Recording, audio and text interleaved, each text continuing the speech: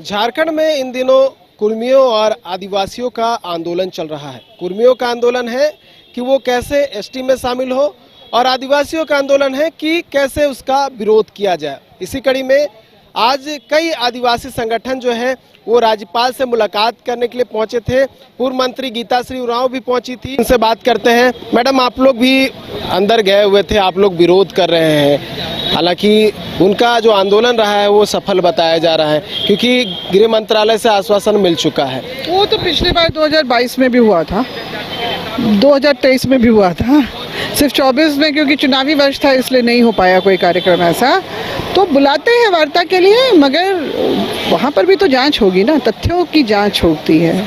और क्योंकि जांच करने वाली कौन एजेंसीज हैं, संवैधानिक जो संस्था है, कौन है, गृह मंत्रालय के रजिस्ट्रार जनरल ऑफ इंडिया का ऑफिस होगा, ट्राइबल मिनिस्ट्री अफेयर्स का होगा, आपका नेशनल कमीशन एसटी होगा, और फिर जो संसद में जो ये सारी बातें आने की बात करते हैं।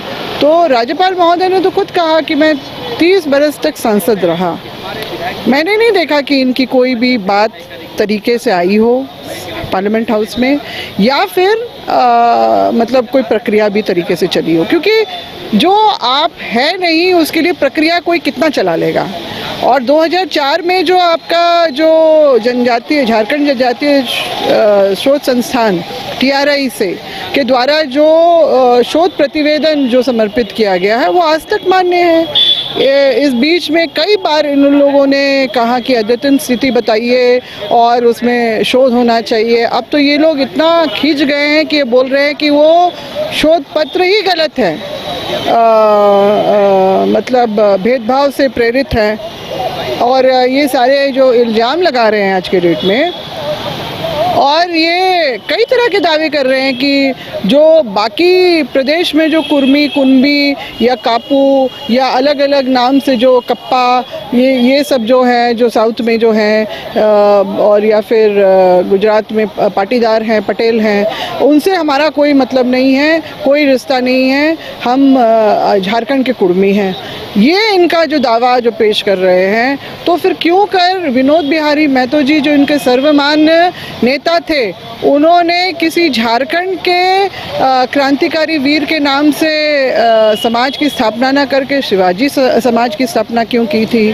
और फिर रामटहल चौधरी जी ने 2006 या 7 में जो बूटी मोड़ में आप देखते हैं छत्रपति शिवाजी, उनका जो मूर्ति देखते हैं वो उनके द्वारा स्थापित करवाई गई है। और उद्घाटन के लिए उन्होंने जो है, अनावरण के लिए उन्होंने महाराष्ट्र के तत्कालीन गृह मंत्री गोपीनाथ मुंडे उनको बुलाया था, जिन्होंने अपने भाषण में कह दिया कि आपको तो अपने राज्य के कृषि क्रांतिकारी वीर का जो है यहाँ पर मूर्ति स्थापना करनी चाहिए। मतलब वो भी अचंभित थे कि ऐसा क्यों कर रहे हैं। तो और जो मांडू, जो आपके हजारीबाग में जो मांडू विधानसभा में के जो दिग्गज नेता रहे टेकलाल महतो जी, उनके पुत्र और उनका पूरा खानदान ही पटेल सरनेम क्यों रखा हुआ है, सरदार वल्लभ भाई पटेल। तो ना शिवाजी हमारे पूर्वज थे, ना सरदार वल्लभ भाई पटेल से हमारा कोई रिश्ता नाता था। तो ये कनेक्शन जोड़ के भी चौधरी और इस तरह के जो इनके उपाधियां हैं, लाल सिंह प्रसाद और चौधरी और इस तरह के जो इनके पटेल, ये सारा कुछ जो है उपाधियां इनको मिली हुई हैं और ये बड़े शान से इसको लेके चलते हैं। वो भी अपना तर्क दे रहे हैं। लेकिन अगर हम बात करें, जैसे जाट आंदोलन हुआ, महाराष्ट्र में मराठा आंदोलन हुआ, सरकार को बाध्य होना पड़ा। आप देख रहे हैं क्या इस तरह की स्थिति आ पाएगी कि सरकार को बाध्य होना पड़ेगा? नहीं, देखिए महाराष्ट्र में क्या हुआ था, महाराष्ट्र में जो है मराठाओं ने, जैसे वहाँ कुनबी को आरक्षण का लाभ है, मराठाओं को नहीं था, तो उन्होंने ये बताया कि मराठा और कुनबी एक ही जाति के जो शाखाएं हैं, इस बात को लेके उन्होंने किया था। और वहाँ पर ये जांच हुई, उसको भी मैंने बारीकी से देखा था। तो उनका यही डिमांड था कि दोनों ही हैं, तो एक को वंचित क्यों किया गया है और दूसरे को लाभ क्यों मिल रहा है। उनका भी यही कहना है कि हमें वंचित क्यों किया जा रहा है। 1950 के बाद हटा दिया आप लोग। हाँ, बिल्कुल फालतू की बात है। 1913 का नोटिफिकेशन दिखाते हैं, जो भारतीय उत्तराधिकार अधिनियम का नोटिफिकेशन है, थोड़ा सा उसका वो ट्रांसलेशन करके पढ़ लें। और उसमें जो कुर्मी बजाते हैं बाकी आदिवासी के बीच में, इससे कोई इनकार नहीं कर सकता है, मगर वो दूर से लहराते हैं। पास से देखिएगा तो उसमें सिर्फ है कि अधिनियम से छूट देने की बात है। तो फिर क्या कारण है कि जब 1913 में उनको लिस्ट में डाला गया तो 1910 का जो संताल परगना का भी जो सेंसस रिपोर्ट आया था उसमें भी इनको खेतीहर, चरवाहा और कृषक एग्रीकल्चर बेस्ड कम्युनिटी के रूप में ही इनको दर्शाया गया। 1921 में जब सेंसस रिपोर्ट जब हम देखते हैं तो कुर्मी क्षत्रिय हिंदू के बतौर इनकी जो है जनगणना होती है।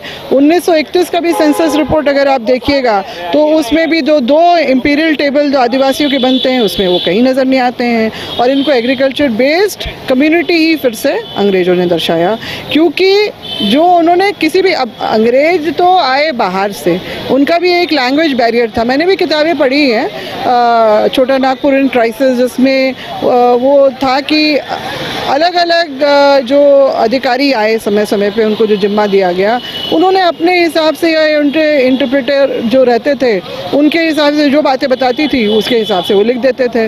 उनका ऑब्जर्वेशन बहुत गहन या बिल्कुल फील्ड वर्क या सामने से नहीं होता था।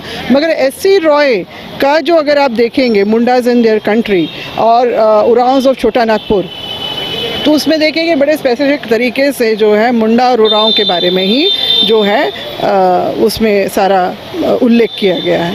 तो क्योंकि वो लोगों से सीधा संपर्क में रहते, क्योंकि अधिवक्ता थे, तो उनके पास जो है एंथ्रोपोलॉजिस्ट तो नहीं थे, वो सोशियोलॉजिस्ट भी नहीं थे, मगर उनकी अपनी रुचि थी इन सब में कि जो भी क्लाइंट मेरे पास आ रहा है उसके बारे में वो जानने की, और वो उनकी अपनी रुचि थी।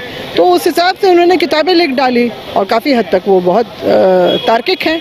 तो इस तरह का जो है आप देखेंगे तो सिर्फ दावे करने से नहीं होता है ना, आपको तो रिकॉर्ड भी दिखा रहा है। अच्छा, फिर पहले बोला 1913, फिर उसको काउंटर कर दिया 1921 और 31 से के सेंसस रिपोर्ट से, तो बोलेंगे नहीं अब आज़ादी के बाद हमारा हुआ। अभी प्रोफेसर वृंदावन महतो जो मेरे साथ उस दिन चैनल के डिबेट में थे हम लोग साथ में, तो उन्होंने कहा, हमने कहा किसने किया, कैसे हुआ षड्यंत्र, तो बोले कि प्रधानमंत्री पंडित नेहरू ने किया है।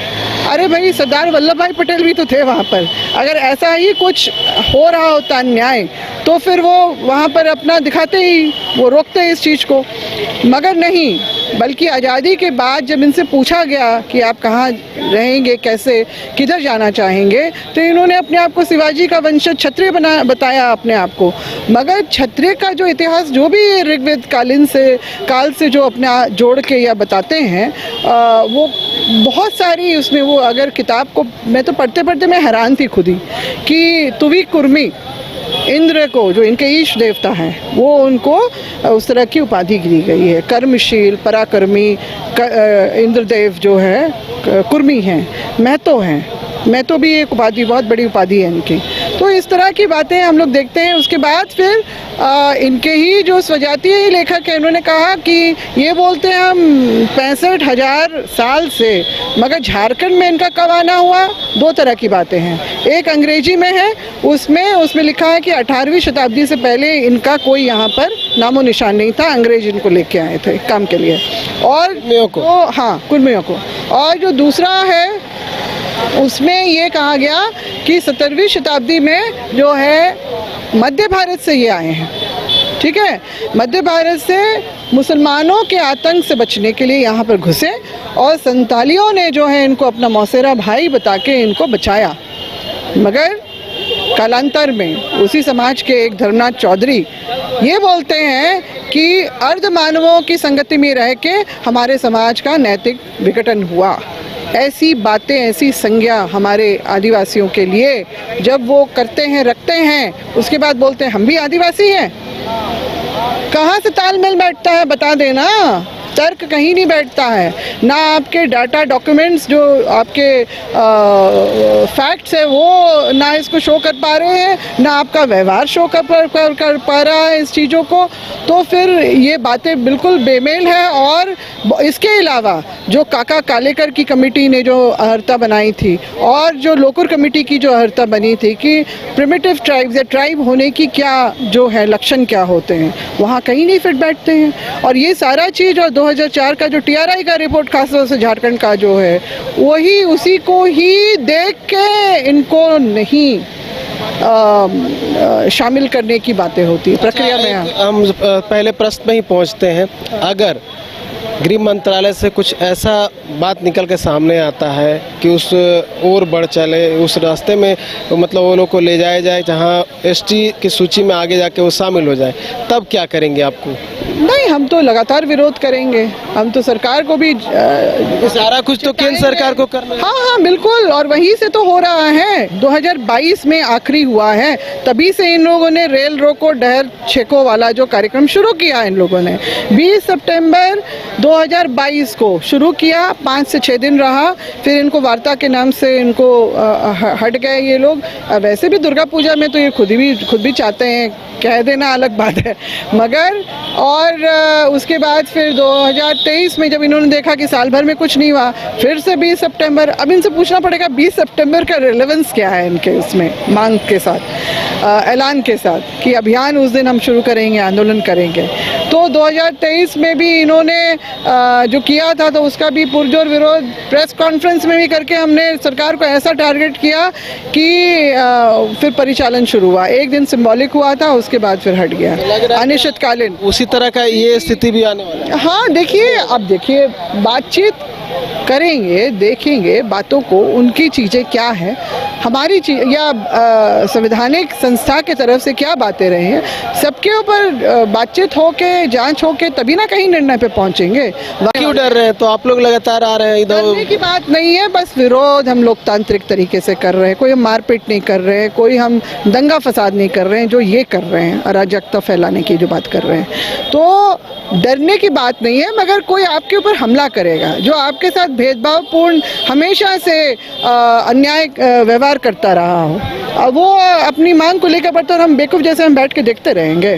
हाँ, यही चाहते हैं आप लोग क्या? यही पूछना चाह रहे हैं आप हमसे? तो ये ऐसा कहीं होता है कि दूसरा अपनी गलत बातों को लेके आगे बढ़े और उसका विरोध भी नहीं हो, तो वो तो गलती हमारी होगी, पापी तो हम ही बन जाएंगे ना, कि सब कुछ जानते बूझते भी हम चुपचाप बैठे रहे अपने घर में। तो ये तो ऐसा नहीं है, क्योंकि हम भी सरकार को लगातार जताना चाहते हैं कि ये हमारे न थे, न हैं, न कभी हो सकते हैं। तो देखिए, तमाम जो तथ्य थे वो इन्होंने रखा, और एक और जहां कुर्मी समाज के लोग जो है अपने तथ्यों के साथ सामने आ रहे हैं, वहीं दूसरी ओर आदिवासी समाज के लोग भी अपने तथ्यों को लेकर सामने आ रहे हैं। और इसी कड़ी में राज्यपाल से भी मुलाकात की है, ज्ञापन सौंपा है और अपनी सभी मांगों को और अपने सभी बातों को उनके समक्ष रखा है। न्यूज़ बाइस्कोप के लिए कैमरा पर्सन नूतन के साथ नीरज कुमार, रांची। घर रहने का मकान भर नहीं, ये खुशियों की तिजोरी है। दरवाजे पर दस्तक देता पड़ोस, खिड़कियों से उमड़ आता आसमां, तारों में उलझी ऐसी ना जाने कितनी दास्तां। कहती हैं चले डायमंड सिटी, एक सफर हम सफर के साथ अपने घर तक। Diamond city, life long bonding, 500 से ज्यादा खुशहाल डायमंड परिवार। जल्दी करें, सिर्फ 200 फ्लैट बाकी, आज ही बुक करें अपना आशियाना। गोल जहां 27 वर्षों के सफर में 17,000 से भी अधिक छात्रों ने डॉक्टर एवं इंजीनियर बनकर भरे सफलता की ऊंची उड़ान, जहां साधारण छात्र भी असाधारण सफलता प्राप्त कर बना रहे इतिहास। दूरदर्शी शिक्षाविद श्री विपिन सिंह के मार्गदर्शन में मेडिकल एवं इंजीनियरिंग के लाखों छात्रों के लिए आशा की किरण के रूप में गोल्ड रिजल्ट फैक्ट्री